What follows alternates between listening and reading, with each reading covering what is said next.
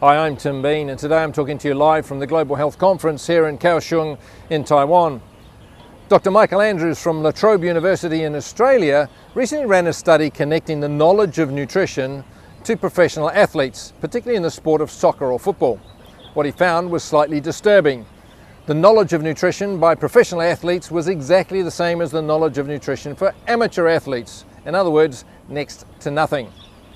However, he did find at a professional level, the awareness that there was a need to know about nutrition was very high, yet that connection hadn't been made and nothing had been done about it.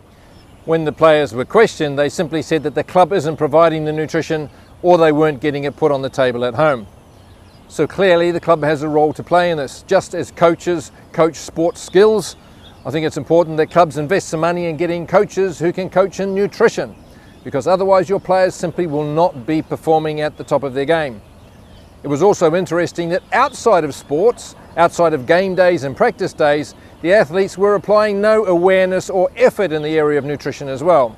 So clearly education is a key part of this. So when it comes to getting your athletes to perform at their very best, it needs a fully rounded approach. I'm Tim Bean from Performance Training Company. Thanks for watching.